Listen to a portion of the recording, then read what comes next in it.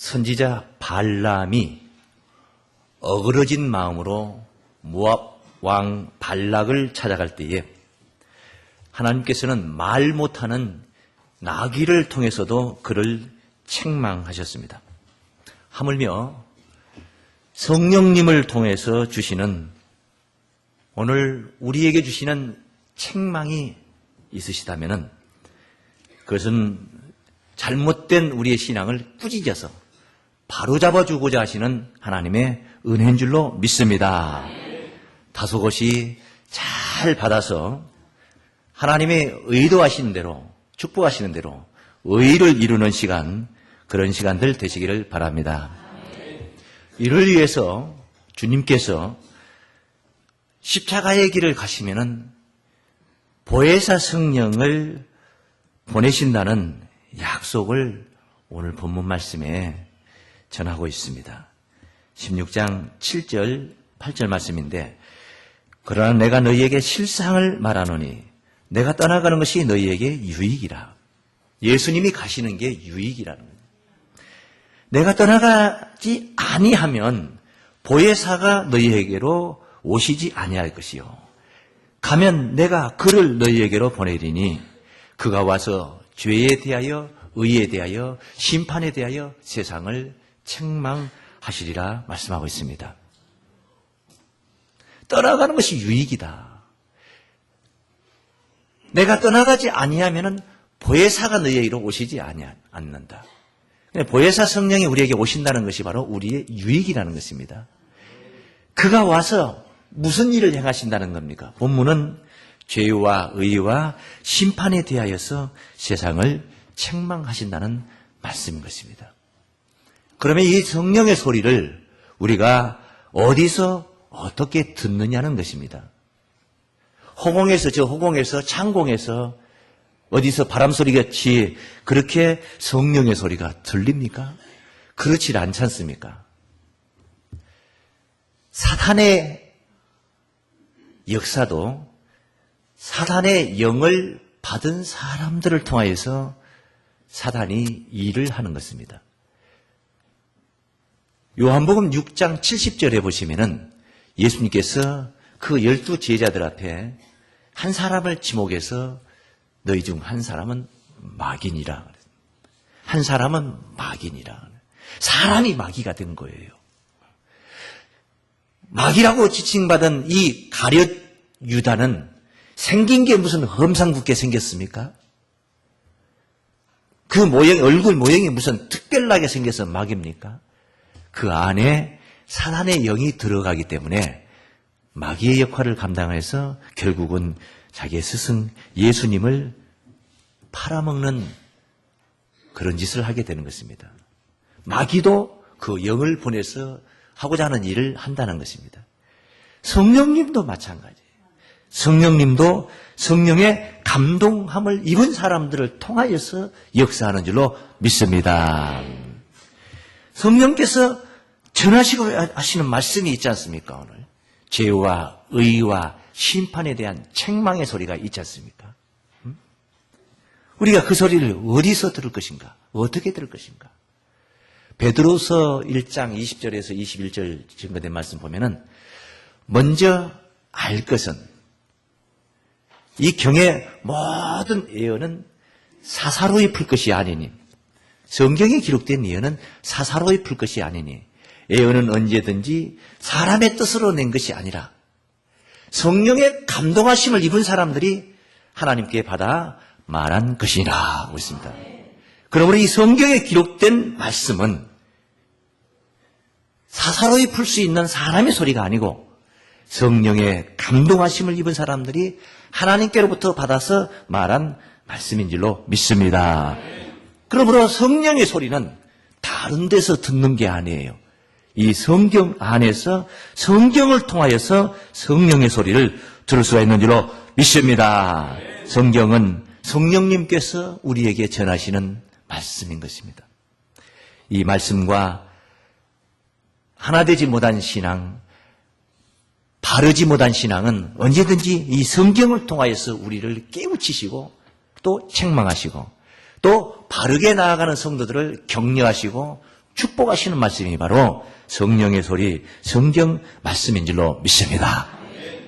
오늘 보혜사 성령님이 오시면은 책망을 하신다는 거예요. 그 책망의 대상이 누구냐는 겁니다. 책망은 가르치고 나서 가르친 대로 바로 따르지 않을 때에 책망이 필요한 것입니다. 한 번도 가르쳐주지 않고 그냥 야단치고 책망하는 것은 그건 바른 교훈이 아닌 것입니다. 이 책망의 대상은 이미 가르침을 받은 자들에게 해당된다. 가르침을 받았는데 가르친 대로 따르지 않는 자들을 꾸짖어서 바로 세워준다. 그것은 구원받을 수 있는 그런 모습으로 세워주는 게 바로 책망의 목적인 줄로 믿습니다. 책망의 소리를 듣고 의기소침하고 낙담해서 좌절하고 우울증에 걸리고 자살하고 그렇게 망가져라고 주는 책망이 아니에요. 사랑하는 자를 책망하는 겁니다. 내가 사랑하는 자를 책망하여 징계한다. 그렇게 계시록 3장 19절에도 증거하고 있습니다. 사랑하는 자를 책망. 오늘 성령님께서 전하시는 이 책망의 소리를 가슴 깊이 들으시고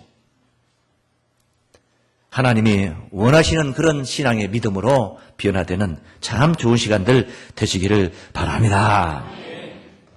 자, 그럼 책망의 내용이 뭐냐? 앞서 본문 16장 7절 8절을 보니까 예수님이 가시면은 보혜사가 오셔서 우리를 죄에 대하여 의에 대하여 심판에 대하여 책망한다고 말씀하신 것입니다. 도대체 왜 죄에 대하여 책망을 하느냐? 예수를 믿는 자들이 왜 죄에 대하여 책망을 받아야 될 필요성이 있느냐? 우리 9절 말씀, 본문 9절에 있는 말씀 우리 한번 따라 하십니다. 죄에 대하여라 함은 저희가 나를 믿지 아니하며 믿는 자들에게 믿지 아니하며라고 책망을 한다면은 말이 되지 않는 소리입니다. 믿고 있는데 교회에 나와서 예배 드리고 있는데 왜 예배 드리지 않습니까? 라고 만약에 책망을 하면은 맞지 않는 것 같습니다. 그런데 예배 드리지 않으니까 책망을 한 거예요. 예배는 드리는 것이 하나님께 경배를 올리고 하나님께 그 예배를 드리는 것인데 어떤 사람은 예배를 보러 온 사람들이 있습니다. 어떻게 예배를 드리는가 보자. 설교는 어떻게 하는가 보자. 그래서 참관인이 되어 있는 사람들이 있습니다. 그 모임에 주역이 되어 있지 못하고 참관하고 구경하는 사람들이 있어요. 이런 사람은 같은 장소에 여기 같이 앉아서 설령 앞자리에 앉아 있다 할지라도 예배를 드린 게 아니에요. 그런 사람들은 예배 드리러 온 모습이지만은 예배 드리지 않는다고 책망을 받게 되는 겁니다.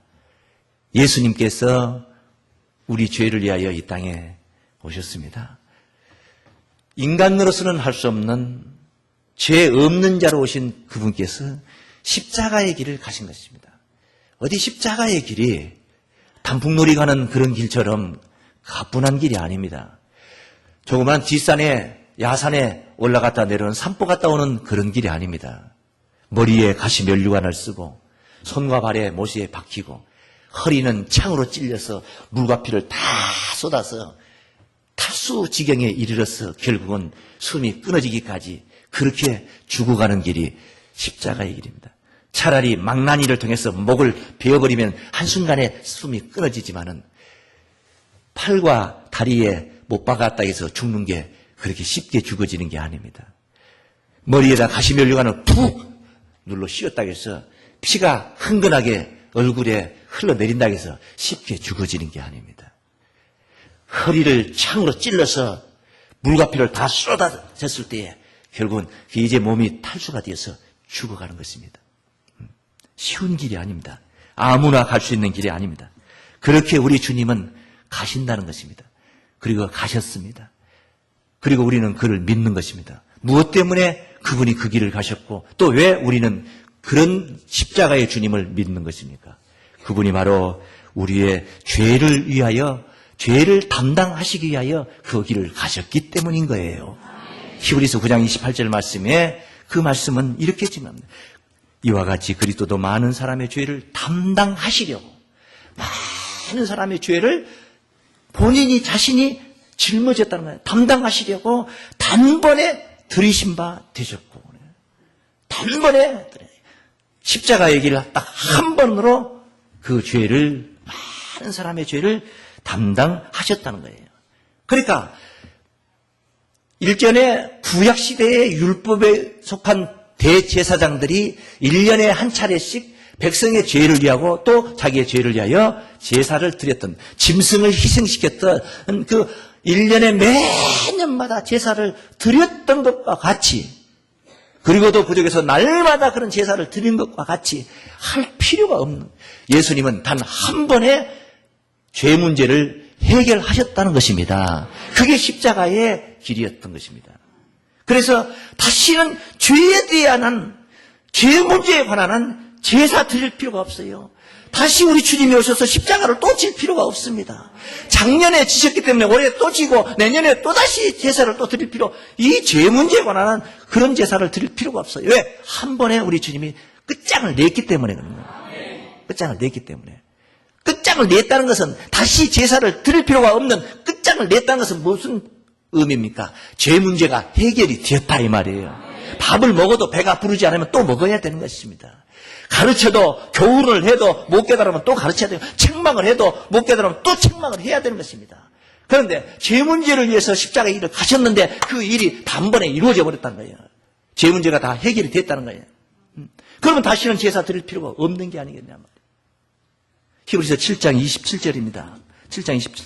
저가 이 말은 저가 둘이 나와요. 앞에 나오는 저는 예수를, 뒤에 나오는 저는 율법에 속한 대제사장을 얘기하는 거예요. 그래서 그렇게 이해하고 읽으셔요. 저 대제사장들이 먼저 자기 죄를 이해하고 다음에 백성의 죄를 이해하여 날마다 제사 드리는 것과 같이 할 필요가 없으니, 예수는 그렇게 할 필요가 없단 말이에요. 이는 저가 단번에 자기를 드려 이루셨습니다. 한 번에 딱 끝냈단 말이에요. 단번에 이루었다는 말은 단번에 죄 문제에 관한 깨끗하게, 깔끔하게, 개안하게 해결했다 그런 말이에요.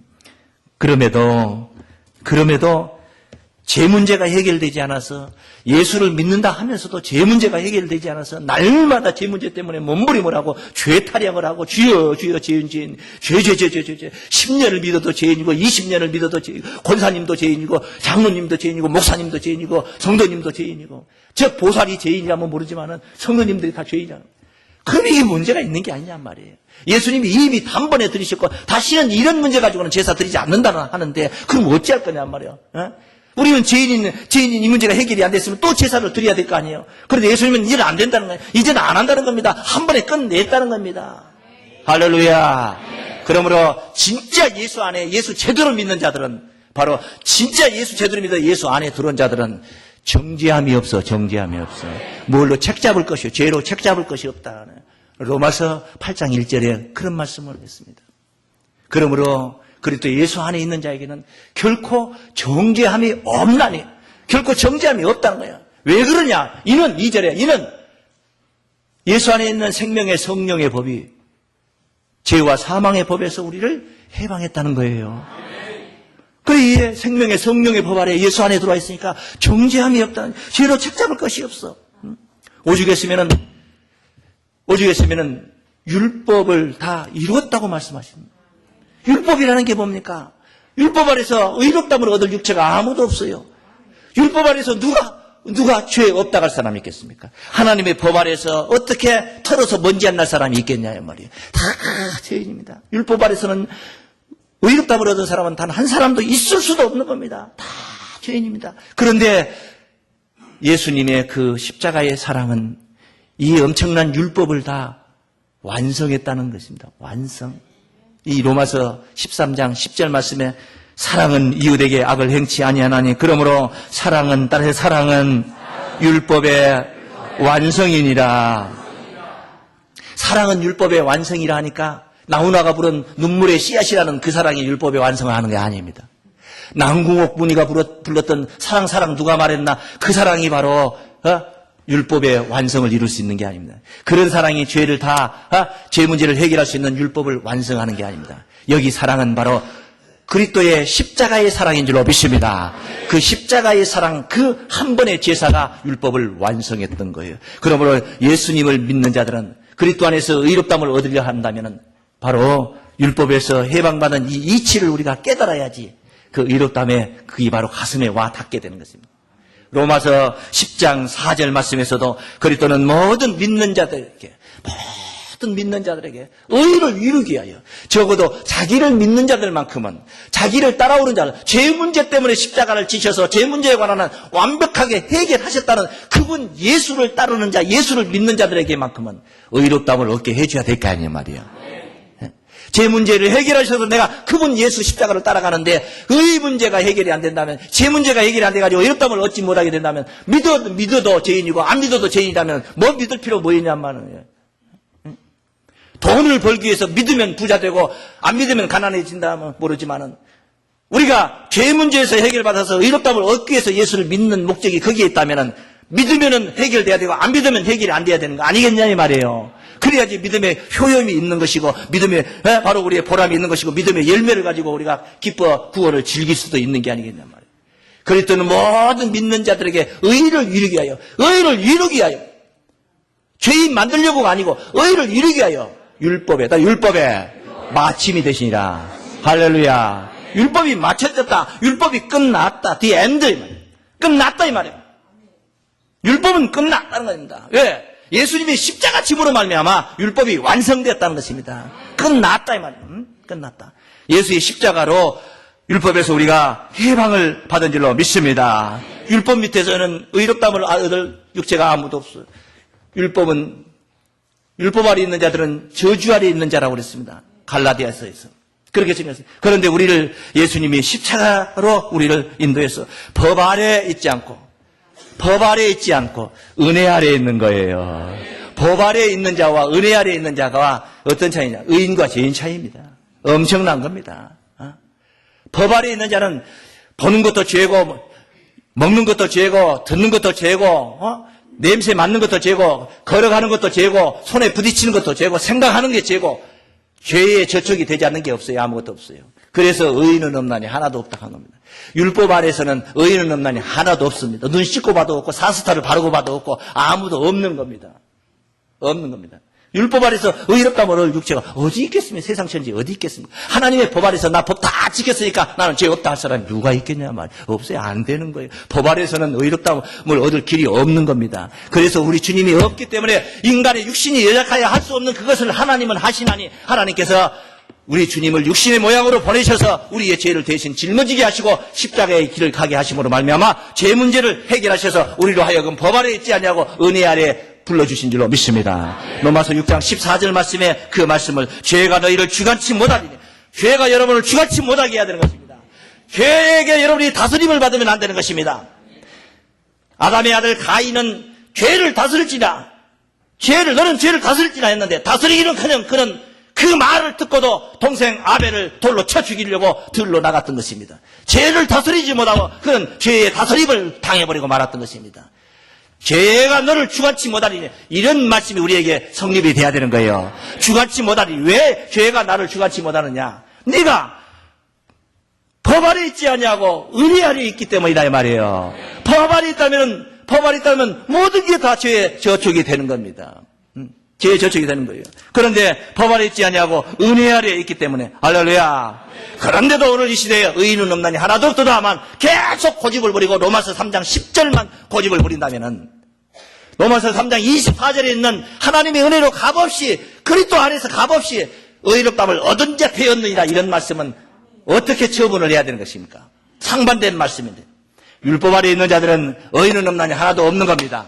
그러나 법 아래 있지 않냐고 은혜 아래 있는 자들은 의롭다함을 얻은 자 되었느니라 한 줄로 믿습니다. 그러나 이런 이치를 알아야 되는데 이런 이치를 못 예수를 믿어도 죄인이고 안 믿어도 죄인이고 계속 죄타령 한다면 그건 책망을 받아야 마땅한 거예요. 책망에서 너는 거꾸로 죽어라가 아니라 바로잡아 꾸짖어 고쳐서 예수의 그 십자가의 효염이 얼마나 귀하고 얼마나 정말 위대한 것인가를 깨우쳐서 의롭다함을 얻었다는 이 사실을 우리가 바로 깨우치는 것. 이게 바로 성령님이 우리를 깨우치시고 우리가 또 나아가서 깨우쳐야 할 성령의 의뢰가 있는 자들의 사명인 줄로 믿습니다. 따르시나 죄에 대하여 하면 저희가 나를 믿지 아니하며 제대로 안 믿는다 이 말이야. 제대로 믿으라 이 말이야. 네. 믿기는 믿는데 믿지 않는다는 겁니다. 정말 믿는다는 것은 예자 숫자를 믿는 게 아닙니다. 그냥 교회를 다니는 게 믿음이 아닙니다. 십자가의 사건을 믿는 것입니다. 그분의 십자가를 통해서 죄사함의 사건을 우리가 믿는 겁니다. 그분이 다시 3일 만에 새 생명 가운데 살아나심을 우리가 믿는 것입니다. 그분께서 승천하신 그분께서 다시 우리 곁에 오실 것을, 재림하실 것을, 그날을 사모하고 그날을 간구하는 것이 진정한 우리의 믿음인 줄로 믿습니다. 두 번째입니다. 의에 대하여라. 두 번째는 10절 말씀에 있죠. 따라하십니다. 의에 대하여라 하면 내가 아버지께 가니 너희가 다시 나를 보지 못하며 내가 아버지께로 가니 너희가 다시 나를 보지 못한다. 이게 의다는 것입니다. 그러니 예수의 십자가의 사건이 전부 다 이게 첫째, 두 번째, 세 번째 죄와 의와 심판 이 모든 것들이 다 십자가의 사건과 연계가 되어 있는 거예요. 내가 아버지께로 간다는 게 뭡니까? 간다 이 말은 십자가의 일을 이야기하는 거예요. 내가 아버지께로 가는 거면 십자가의 길을 가시는 겁니다. 니들과 계속 같이 베드로 너하고 안드레 너하고 계속 같이 살았으면 좋겠지만은 가야 할 길이 있다는 거 주님은. 내가 간다 이 말. 가는데 니들은 생각이를 어떻게 생각하느냐? 가지 않고 이곳에서 영생복락의 세계 하나님의 왕국을 만들어서 예수님이 왕이 되시고 베드로는 영의정이 되고 그 다음에 야고보와 요한은 우의정 좌의정이 되는 게 아니겠느냐 하는 기대심리가 있었을 것이고 그래서 예루살렘에 입성할 때 그런 의식을 가지고 있었는데 이게 뭡니까? 이게 뭡니까? 예수님은 지금 오늘 본문에 실상을 말하노니 내가 떠나가는 것이 너희에게 유익이라 하고 나서 내가 아버지께로 가니 너희가 다시 나를 보지 못하면 너희가 다시 나를 보지 못한다는 거예요. 보지 못한다 이 말이에요. 보지 못한다. 볼 줄 알았습니다. 보지 못한다는 거예요. 심지어 죽기 전에 인자가 하늘 왕권을 가지고 아버지의 영광으로 오는 것을 여기 섰는 사람들 중에 죽기 전에 볼 자도 있느니라 했는데 오늘 16장 7절에는 억장 무너지는 말씀을 하신 겁니다. 내가 실상을 말하노니 비유를 말한 게 아니다. 이건 상징이 아니다. 이건 은유적 표현이 아니다. 이건 실상이다. 내가 떠나가는 것이 너에게 유익이다. 내가 떠나가면 보혜사가 다시 오신다겠어요. 내가 가지 아니하면 그가 오시지 않는데 내가 감으로 인하여서 그가 오셔서 죄에 대하여 의에 대하여 심판에 대하여 세상을 책망하겠다. 그런데 이 의에 대하여라 하면 내가 아버지께로 가니 너희가 다시 나를 보지 못한다는 것입니다. 제자들은 생전에 우리 주님께서 오셔서 주님의 나라를 이룰 줄을 알았습니다. 그렇게 기대를 했습니다. 그런데 주님은 오시지 않았습니다. 보혜사 성령을 보내신 것입니다. 할렐루야. 성령님을 보내신 것입니다. 오늘 우리도 마찬가지입니다. 지금 이 순간도 우리 주님은 아직 안 오셨습니다. 오신 날은 약속만도가 아직도 임하지 않았습니다. 책망을 지금 우리의 신앙이 책망을 받아야 될 시점이 있다는 것은 무엇을 말합니까? 여기가 천국이 아니라는 것입니다. 여기가 세상이라는 것입니다. 그래서 본문에서도 죄에 대하여 의에 대하여 심판에 대하여 세상을 책망하리라 그러는 주님의 나라를 책망하리라 천국을 책망하리라 아닙니다. 세상을 책망한다는 말씀입니다. 세상이라는 것은 예수님께서 오시지 않은 상태를 말하는 것입니다. 예수님이 이미 오셨다면 그것은 세상이 아닙니다. 천국이라는 것입니다. 믿습니까? 오시지 않은 세상을 가리키고 예수는 세상에서 볼 수 있는 분이 아닙니다. 지금도 이곳저곳에서 재림 예수라고 나와가지고 우스ük순처럼 거짓 그리스도들이 나와서 메시아니 뭐니 하고 자신을 나타내고 드러내고 있지만은 아닙니다. 예수님은 세상에 오시는 분이 아닙니다. 세상이 새롭게 되어 인자가 자기 영광의 보좌에 앉을 때에 나를 쫓는 너희도 이스라엘의 12보좌에 앉아 이스라엘 12지파를 심판하리라 했습니다. 예수님은 이런 세상에 오시는 분이 아닙니다. 이런 세상에 오시면 또 십자가에 못 박아 죽입니다. 그래서 십자가에 못 박아 죽이는 자들은 세상 권력자들이 죽이는 게 아닙니다. 예수 잘 믿는다고 하는 자들이 예수를 또 죽일 것입니다. 예수님은 세상에 오시는 분이 아닙니다. 세상이 새롭게 되어야 오시는 줄로 믿습니다. 우리가 예수님을 보는 날은 정해져 있습니다. D-Day 그날 바로 세상 나라가 거짓된 나라가 되는 바로 천국에서 주님을 만나게 될 줄로 믿습니다. 그게 바로 세상은 끝이고 하늘나라가 시작이 되는 바로 그 기점에서 우리가 주님을 만나는 이런 세상에서 재림 예수가 등장하는 게 아닙니다. 재림 예수가 지금 오셔서, 지금은 예수가 오셔서 하나님의 백성을 책망하는 게 아니고 보혜사 성령님이 성경을 통하여 우리를 책망하는 줄로 믿습니다. 성경 속에서 성령님이 써넣으신, 성령님께서 이미 주신 말씀을 통하여서 우리는 책망을 받고 있는 줄로 믿습니다. 그래 예수님이 오시지 않은 세상 속에 살고 있어요. 그렇기 때문에 우리 주님은 분명하게 확실하게 응답을 하셨습니다. 마태복음 24장 25절 26절 말씀에 세상 끝날과 주의 임하심의 징조에 관하여서 증거할 때 그 말씀을 하셨습니다. 보라 내가 너희에게 미리 말하노라. 그러면 사람들이 너희에게 말하되 보라 그리스도가 광야에 있다 하여도 나가지 말고, 광야에 있다 해도 나가지 말고, 골방에 있다 해도 믿지 말라. 광야에도 없다는 것입니다. 골방에도 안 오신다는 것입니다. 만방이 알게 공개적으로도 오시지 않는다는 것입니다. 아니면 은밀하게 자기들끼리만 알도록 그렇게 오시지도 않는다는 것입니다. 우리 주님은 광야에도 골방에도 오시지 않는다는 것입니다. 아니 오신다는 것입니다. 광야가 존재하는 한 오시지 않습니다. 우리 주님은 바로 D-Day 그날 세상 나라가 그리스도의 나라가 되는 그날 그 시점에 주님은 우리 곁에 바로 영광 중에 오실 줄로 믿습니다. 그러므로 오늘날에 내가 무엇이다 하는 자들은 다 가짜라는 것을 여러분이 믿으시길 바랍니다. 가짜입니다. 진실된 자는 하나도 없습니다. 거짓된 자들인 것입니다. 우리 주님은 그렇게 우리 곁에 오시지 않습니다. 이런 세상 속에서 예수님을 만나려고 하면 그건 잘못된 신앙이라는 것입니다. 세상 속에서는 바로 보혜사 성령을 통해서 우리가 예수님을 만나고 예수님의 음성을 듣는 것인 줄로 믿습니다. 바로 이와 같이 의에 대하여라 하면 예수님이 가셨기 때문에 가시는 게 정의라는 것입니다. 가시는 게 옳은 일이라는 거예요. 그래야만이 우리의 의가 이루어지는 것입니다. 그래야만이 우리의 책망이 있어지는 것이고 그 책망을 통해서 꾸짖어서 바로잡아서 우리가 의를 이룰 수 있는 것입니다. 할렐루야. 그래도 이루어지지 않는 자들에게 있어질 게 뭐냐? 그 다음에 뭐냐? 구원과 심판인 것입니다. 그래서 심판에 관해서 세 번째 너라고 있는 말씀, 세 번째 따라하십니다. 11절 말씀이죠. 심판에 대하여라 하면 이 세상 임금이 심판을 받았습니다. 심판을 받았다 이 말은 이미 완료됐다. 심판을 받아야 할 어둠의 세력이 누구라는 것이, 그 존재가 어떤 자들이라는 것이 명명백백하게 다 드러났다 이 말이에요. 다 드러났다 이 말이에요. 빛이 출현함으로 말미암아 어둠이 어디라는 것이 드러나는 이치를 말하고 있는 것입니다. 심판을 받았다고 해서 그 사람이 지금 당장 거꾸로 죽어버린 게 아닙니다. 이런 의미가 아닙니다. 보혜사 성령을 통해서 나타나는 심판의 책망은 바로 어떤 자들이 심판을 받고 어떤 자들이 구원을 받을 자라는 것이 명명백백하게 드러난다 이 말씀이에요. 누가 참 진리의 길을 가는 자고 누가 거짓된 길을 가는 자냐 하는 문제가 다 이미 성경적으로 드러나 있다는 거예요. 심판에 관한 규범이 이미 성경 속에 완료가 되었다 이 말이에요. 크게 말하면 그냥 한마디로 말하면 예수 잘 믿으면 구원이고 예수 잘못 믿으면 심판이다. 믿습니까? 죄인은 심판이고 의인은 구원이다. 믿습니까? 그러므로 죄에 대하여 책망을 받아 의롭다함을 얻는 길을 바로 우리가 서야 될 것인 줄로 믿습니다. 예수님이 오셨을 당시에도 요한복음 3장 말씀에 보면은 17절 말씀에 하나님이 그 아들을 세상에 보내신 것은 세상을 심판하려 하심이 아니요 저로 말미암아 세상이 구원을 받게 하려 하심이라. 저를 믿는 자는 심판을 받지 아니하는 것이요 믿지 아니하는 자는 하나님의 독생자 이름을 믿지 아니하므로 벌써 심판을 받은 것이니라. 믿지 않는 자들이 벌써 심판을 받았으면 지옥 가버렸습니까? 지금 죽어버렸습니까? 안 믿고 있는 자들이 얼마나 많은데 바로 어떤 자들이 심판의 대상이라는 것을 알려주는 말씀입니다. 이것이니 곧 빛이 세상에 왔을 때 사람들이 자기 행위가 악함으로 빛보다 어둠을 더 사랑한 것이라.